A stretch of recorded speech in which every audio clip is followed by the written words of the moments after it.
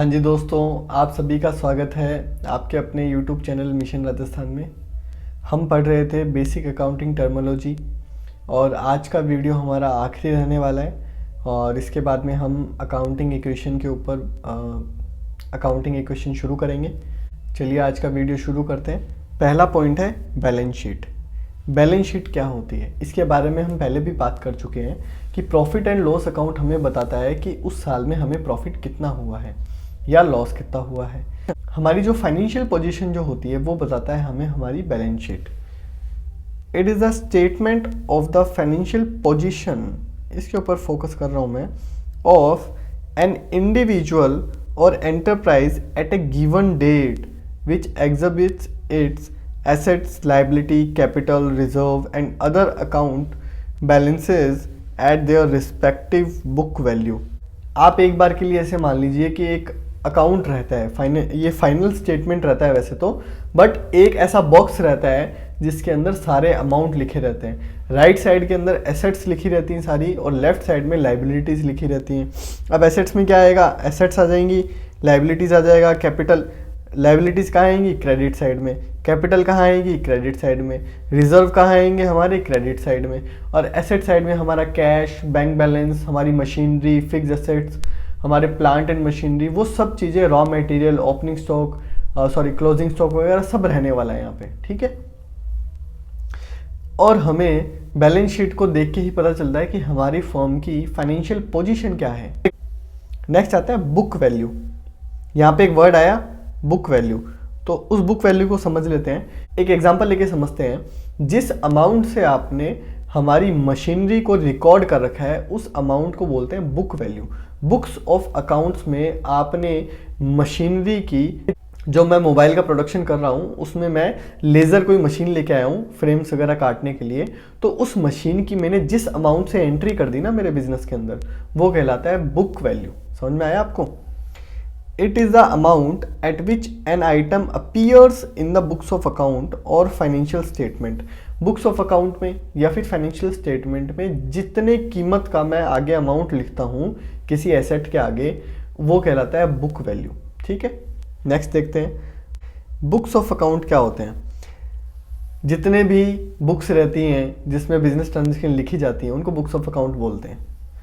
The records और books, या तो रिकॉर्ड बोल दो या फिर बुक्स बोल दो, in which financial transactions of any entity are recorded and maintained, या तो उनको रिकॉर्ड किया जाता है और मेंटेन किया जाता है। दे इंक्लूड, इसके क्या एग्जांपल है, cash book, bank book, journal, ledger, ये सब क्या कहलाते हैं, बुक्स ऑफ अकाउंट कहलाते हैं। 30 बहुत ही इजी वीडियो रहने वाला है और बहुत ही छोटा वीडियो रहने वाला है। Cost of good sold. Cost of good sold क्या होते हैं, जो फैक्ट्री के डायरेक्ट एक्सपेंसेस रहते हैं, जब आप सेल्स में से माइनस कर देते हैं तब आपको निकल के आता है ग्रॉस प्रॉफिट। तो जो ग्रॉस प्रॉफिट निकालने के लिए आपने जो लेस किया है ना, वो होता है कॉस्ट ऑफ गुड सोल्ड। समझ में आया? मतलब जितने भी डायरेक्ट एक्सपेंसेस रहते हैं उन सभी को ऐड कर लो आप, वो आपके कहलाते हैं कॉस्ट ऑफ गुड सोल्ड। समझ में आया? और सभी डायरेक्ट एक्सपेंसेस, मतलब डायरेक्ट एक्सपेंसेस क्या होते हैं, जितने भी खर्चे आपके फैक्ट्री में हो रहे हैं उस गुड्स को बनाने के लिए, उस प्रोडक्ट को बनाने के लिए, वो आपके कहलाते हैं डायरेक्ट एक्सपेंसेस। और डायरेक्ट एक्सपेंसेस के सबको जोड़ लेते हो आप, रॉ मटेरियल कितना परचेज हुआ है, मजदूरी कितनी देनी पड़ी, इलेक्ट्रिसिटी का खर्चा फैक्ट्री का कितना है, वहाँ पे जो और स्टाफ काम कर रहा है उसका खर्चा कितना है, जब सबको जोड़ लेंगे आप, वो आपका कहलाएगा कॉस्ट ऑफ गुड सोल्ड, ठीक है। आगे देखते हैं। Cost of good sold is the direct cost attributable to the production of goods sold और सर्विस रेंडर्ड, ठीक है। नेक्स्ट बढ़ते हैं 31। नेक्स्ट है क्रेडिट। क्रेडिट क्या होता है, एक अकाउंट के दो हिस्से होते हैं, एक होता है लेफ्ट और एक होता है राइट। तो जो राइट हिस्सा होता है वो होता है क्रेडिट साइड और जो लेफ्ट हिस्सा होता है वो होता है डेबिट साइड। जब कोई भी अकाउंट हिट होता है किसी क्रेडिट अमाउंट से तो क्रेडिट साइड में उसकी एंट्री कर देते हैं। जब कोई भी अकाउंट हिट होता है डेबिट अमाउंट से तो डेबिट साइड में उस अमाउंट की एंट्री कर देते हैं, ठीक है। Credit is the right side of an account if an account is to be credited. अगर हमें किसी अकाउंट को क्रेडिट करना है then the entry is posted to the credit side of the account. तो हमें उसके राइट साइड के अंदर अमाउंट को पोस्ट कर देना है। In such an event it is said that account is credited, और इस घटना को बोलते हैं कि अकाउंट को क्रेडिट कर दिया है। It has been derived from an Latin word credito. Direct सवाल आता है, कोई शक नहीं है इसमें, कि क्रेडिट शब्द बना है इटालियन क्रेडिटो से। अब पढ़ते हैं डेबिट। डेबिट क्या होगा? जो लेफ्ट साइड का हिस्सा होता है वो होता है debit side of an account. An account has two parts, debit and credit. The left side is debit side while the right side is the credit side. If an account is to be debited, अगर किसी account को debit करना है, then the entry is posted to the debit side of the account. तो जो entry है, जो amount है, वो पोस्ट किया जाएगा डेबिट साइड में, मतलब लेफ्ट साइड में, तब कहा जाएगा कि अकाउंट डेबिट हो चुका है। In such an event it is said that account is debited. ये बात मैंने आपको बता दी। It has been derived from an Italian word debito. Debito word से ये बना है, ठीक है। डेप्रिसिएशन क्या होता है? जो मशीनरी या वो एसेट्स जो आपके बिजनेस में आप बेचने के लिए नहीं लेके आए, आपने प्रोडक्शन करने के लिए आप लेके आए हो, वो एसेट्स जो आपको कमा के दे दी हैं, तो क्या होता है, उनकी एक यूजफुल लाइफ होती है। जैसे लेज़र कटिंग जो मैं मशीन लेके आया हूँ, तो वो 10 साल या 5 साल ही चलेगी, इससे ज़्यादा नहीं चलने वाली। तो 1 लाख रुपए की मशीन है और 10 साल चलेगी, तो मैं क्या मानता हूँ कि 1 लाख रुपए पर साल की मशीन मेरे बिजनेस में कंज्यूम हो जाती है, वो ख़त्म हो जाती है। उस साल के बाद में उस मशीन की कीमत बचती है मात्र 9 लाख। तो जो 1 लाख रुपए है वो मैं मेरे उस साल के प्रॉफिट एंड लॉस अकाउंट में डेबिट कर देता हूँ। मेरा खर्चा हो गया है वो 1 लाख रुपए उस साल उस मशीन के ऊपर। इस तरीके से डेप्रिसिएशन चलता है। Depreciation is a fall in the value of an asset because of uses or with efflux of time or obsolescence or accident. It is an allocation of cost of fixed assets in each accounting year during its estimated useful life. इस line का मतलब है कि ये allocate कर देता है उस साल का हमारा जो खर्चा माना जाता है, क्योंकि यूजफुल लाइफ आपने मान ली उस मशीन की 10 साल, तो 10 साल वो मशीन चलने वाली है, 10 लाख की वो मशीन है, तो पर साल हम मानते हैं कि 1 लाख रुपए के आसपास का जो पैसा है वो मैंने यूज़ कर लिया, उस मशीन की कीमत कम हो गई उतने रुपए से। तो इस तरीके से हम अकाउंट के अंदर उसकी रिकॉर्डिंग करते हैं। 34 रहता है एंटिटी। एंटिटी क्या होता है? An entity means an economic unit which performs economic activities. एक एंटिटी का मतलब होता है एक इकोनॉमिक यूनिट, और वो क्या करेगा? इकोनॉमिक एक्टिविटी परफॉर्म करेगा। कहाँ परफॉर्म करेगा? इकोनॉमी में परफॉर्म करेगा, हमारे देश में, हमारे आर्थिक वातावरण में वो क्या करेगा? इकोनॉमिक एक्टिविटी परफॉर्म करेगा। वो सर्विस प्रोवाइड करेगा, वो गुड्स प्रोड्यूस करेगा, वो कुछ ना कुछ ऐसा काम करेगा जिससे ये अर्थव्यवस्था चले, उसे बोलते हैं entity, business entity. Reliance industry, Bajaj auto, Maruti, Tisco, ये सब क्या हैं? बिजनेस एंटिटी हैं। A business entity means an enterprise establish in accordance with law to engage in business activities. उनको एस्टैब्लिश किया गया है लॉ के अकॉर्डिंग, क्या करने के लिए? बिजनेस करने के लिए, बिजनेस एक्टिविटीज करने के लिए। दीज इंक्लूड प्रोप्राइटरशिप फर्म, इसमें सभी तरीके की एंटिटी आ जाती है। प्रोप्राइटरशिप फर्म भी आ जाती है, पार्टनरशिप फर्म भी आ जाती है, कॉर्पोरेशंस भी आ जाते हैं, कंपनीज भी आ जाती हैं।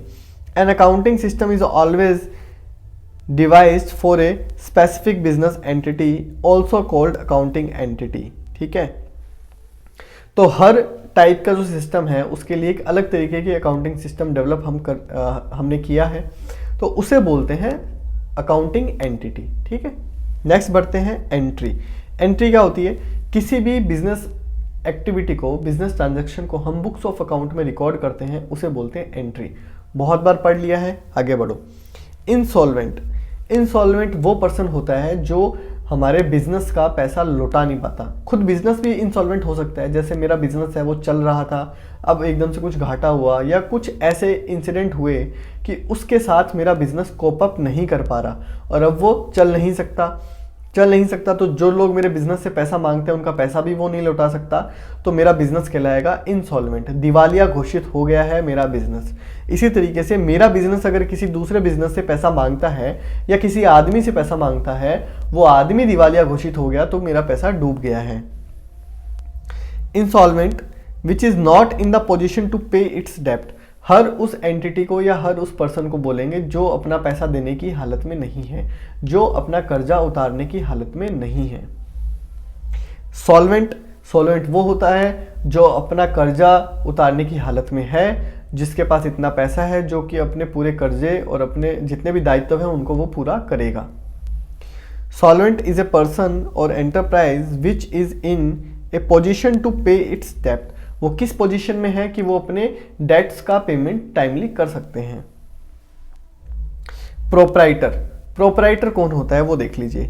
The person who makes the investment and bears all the risk associated with the business is called proprietor. Proprietor एक तरीके से बिजनेस का मालिक होता है, वो मालिक पैसा लाता है, वो रिस्क लेता है बिजनेस को खोल के चलाने का, वो इतनी मेहनत करता है, वो पर्सन कहलाता है प्रोप्राइटर। समझ में आ गया।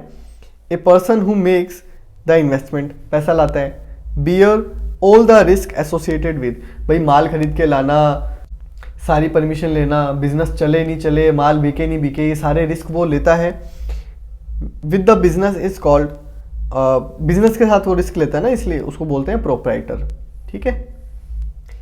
नेक्स्ट है 39, हमारा अकाउंटिंग टर्मिनोलॉजी वीडियो का आखिरी टर्म है जो हमें समझना है, और वही इसके बारे में हम पहले ही बात कर चुके हैं। फाइनेंशियल स्टेटमेंट और फाइनेंशियल अकाउंट्स क्या होते हैं। जो जनरल एंट्रीज या जो बेसिक जानकारी मैं मेरे बिजनेस में रिकॉर्ड करता रहता हूँ, पूरा टाइमली मैंने उसको रिकॉर्ड कर लिया है, अब उसका इंटरप्रिटेशन जो किया जाता है वो कैसे किया जाता है, हमारे फाइनेंशियल स्टेटमेंट के द्वारा किया जाता है। हम क्या करेंगे, they are trading account, profit and loss account, ये क्या होते हैं, ट्रेडिंग अकाउंट होते हैं, प्रॉफिट एंड लॉस अकाउंट होते हैं।